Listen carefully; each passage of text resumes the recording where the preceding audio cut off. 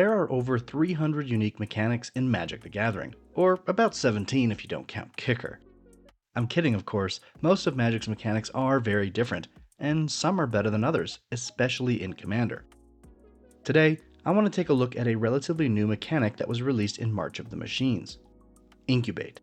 Incubate is an ability that creates a double-faced token called an Incubator, always with some amount of +1/+1 counters on it. While the token isn't a creature right away, you can pay 2 generic mana to transform it into a 0/0 Phyrexian creature. On their own, Incubator tokens aren't very scary, but they do allow for some interesting lines of play. For instance, you can transform an Incubator at instant speed to be used as a surprise blocker. They also work well with board wipes, as you can clear the board before transforming them, letting you get in for a bit of damage. Unfortunately, most cards with Incubate add relatively few +1/+1 counters, leaving you with an interesting but often irrelevant creature that has no other keywords or abilities. With that in mind, how can we make Incubate better? Is it even worth it? Or is it best to leave this mechanic to die with the likes of Rampage and Recover? Let's take a look. First, to kick off this discussion, let's go over some of the best Incubate cards available. As it only appeared in one set, we don't have a lot to choose from. That said, there are some standout cards. First up, you've got White, which has the best Incubate card in my opinion, Sunfall. Sunfall is a board wipe that exiles all creatures, creating an Incubator with +1/+1 counters equal to the number of creatures exiled. It's a brutal board wipe and can create an absolutely gigantic token. You've also got standouts like Progenitor Exarch, which can make 3/3s and transform your Incubator tokens for free. Sunder the Gateway is a sorcery speed removal spell that also incubates, and Phyrexian Awakening gives all of your Incubate tokens vigilance on top of creating a 4/4 Incubator when it enters. Tiller of Flesh, Essence of Orthodoxy, and Norn's Inquisitor are also in white, but I consider them fringe options. Black only has one standout Incubator card with Blight Titan, which incubates equal to the number of creatures in your graveyard whenever it enters or attacks. Sadly, Blight Titan fits better in a self-mill or discard deck than in a dedicated Incubator deck, though if I was in black, I would still include him in my list. Outside of Blight Titan, black really doesn't have any other good Incubate cards, though I'll throw out Completed Huntmaster, Bloated Processor, and Gift of Completion as honorable mentions. Next up, blue has 2 incredible Incubate cards. First, Chrome Host Seed Shark, which incubates every time you cast a non-creature spell, equal to that spell's mana value. In my opinion, this is the best way to make Incubator tokens in the game. You've also got Corruption of Towashi. While it's a little expensive, it rewards you for transforming your Incubators and incubates 4 when it enters. Blue also has Eyes of Gitaxias, which is a horrible sorcery speed cantrip, but I like the art, so I'm going to give it a pass. Green is a little lacking for Incubate cards, with Glistening Dawn being the only real option. For 4 mana, it makes 2 Incubators with counters equal to the number of lands you control. Personally, I wouldn't cast this spell unless I have at least 6 lands, as 4 mana to make 2 6/6 creatures is definitely above rate. Converter Beast and Tangled Skyline are also decent options that I might consider in green. As for red, I guess you've got Furnace Gremlin. It's really not very good, but maybe in the right deck, I don't know. For multicolor, you have a few additional options. Glissa, Herald of Predation, who could be your commander, lets you incubate each turn and transforms your Incubator tokens for free. She can also give all your Phyrexians First Strike and Death Touch, which is very powerful. Elvish Vatkeeper is also interesting as it can double the amount of counters on your Incubator tokens, but 5 mana is a lot, especially since most Incubator tokens will only have 3 or 4 counters at most. Then, of course, you have Brimaz. Brimaz, Blight of Oreskos, is the commander of the Growing Threat Precon that Wizards created with the release of March of the Machine. And it was built around the Incubate mechanic. Well, sort of. Let me explain. Brimaz is a 4 mana Phyrexian cat that costs 2 generic, 1 white, and 1 black mana. He has 2 abilities. First, whenever you cast a Phyrexian creature or artifact creature spell, incubate X, where X is that spell's mana value. Then, at the beginning of each end step, if a Phyrexian died under your control this turn, proliferate. As you can see, Brimaz definitely has the word incubate written on his card, and it's easy to see what Wizards was going for with this design. Cast Phyrexians to incubate, have Phyrexians die to proliferate, make giant incubator tokens. In practice, however, Brimaz is one of the clunkiest commanders I've seen in years. There are several problems with this deck. First, Phyrexians are a disjointed tribe. Unlike elves or merfolk, most Phyrexians have no explicit synergy with other Phyrexians. This makes it difficult to take advantage of Brimaz's abilities, especially his ability to proliferate. Second, the deck needs a ton of mana, as you're incentivized to cast creatures with a higher mana value. That way, you don't need to rely on proliferate as much to turn your incubate tokens into genuine threats. Not only that, but you need 2 mana per incubator to actually transform them into a creature. Since you're not in green, that means you're probably using a lot of artifact ramp, which brings me to the final problem. Brimaz is a glass cannon without the cannon. Seriously, you're building an artifact-heavy deck with all the inherent weaknesses of running artifacts, only you aren't able to take advantage of any of the most busted artifact strategies, like treasures. It's all the risk with none of the reward. Don't believe me? Let's think it through.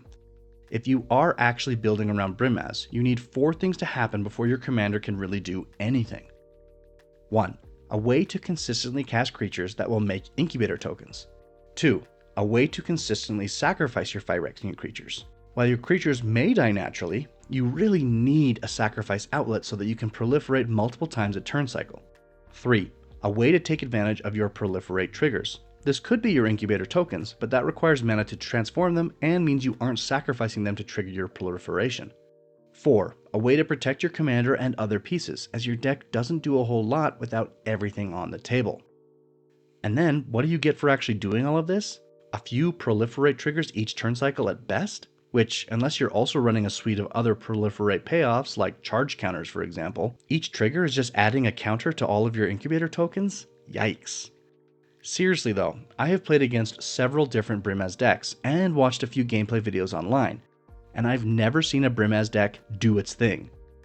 Now don't get me wrong, I have seen Brimaz decks do plenty of scary things, but it's never because of Brimaz and never has anything to do with incubate tokens. In fact, the best Brimaz deck I ever faced was an affinity deck, using Brimaz exclusively to make artifacts, and they completely ignored the proliferate ability altogether.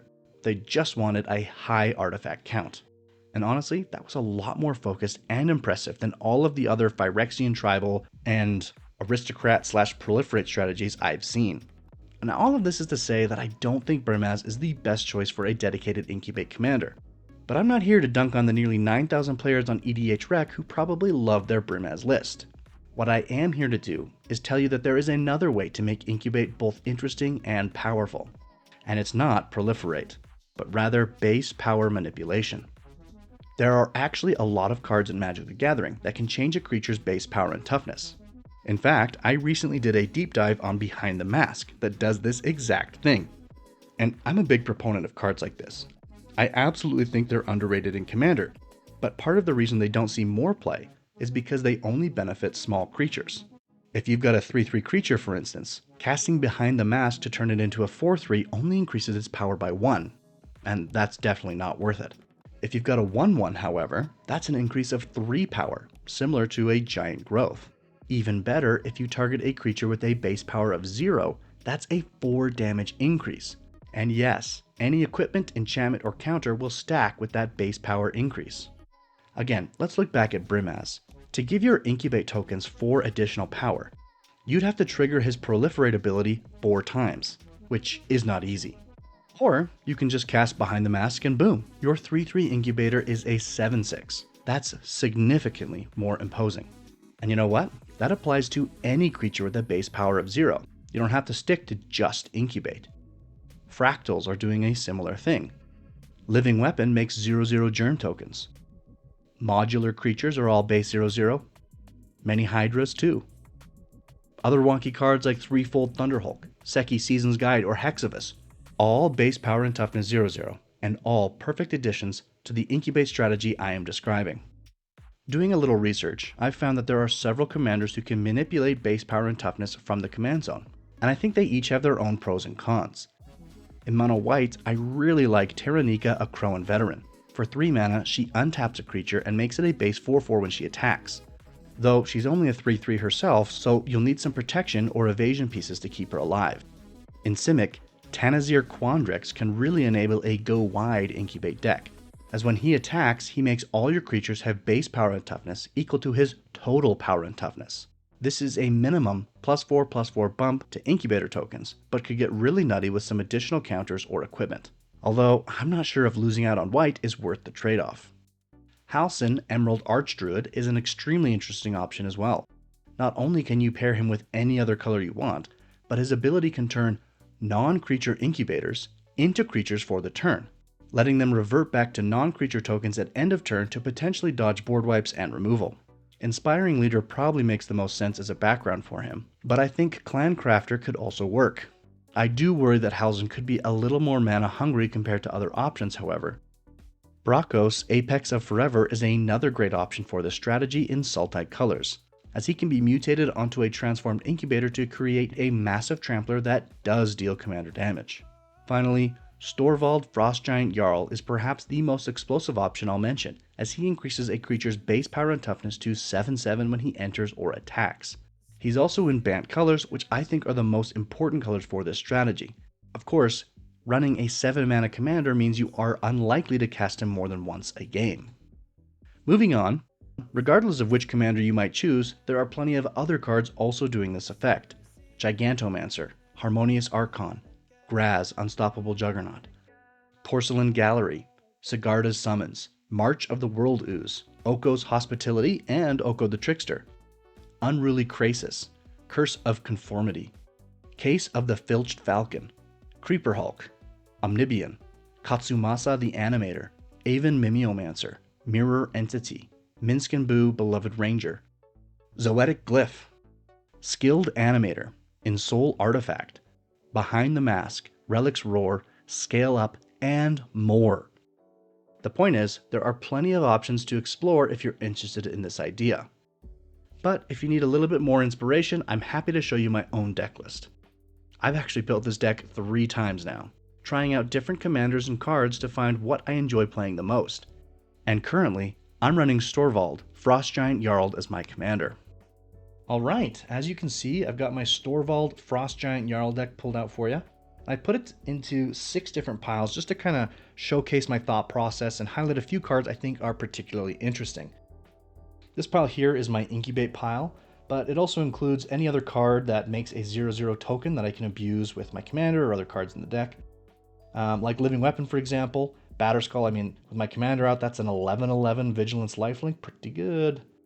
It's also got some, Karn Scion of Urza makes Karnstructs, Sequence Engine, other Fractal Makers. Intrude on the Mind is a pretty interesting card as well. It draws me some cards, which is always good, and makes a 0/0 Flying Thopter token with some counters on it, which great, it totally fits the theme of the deck.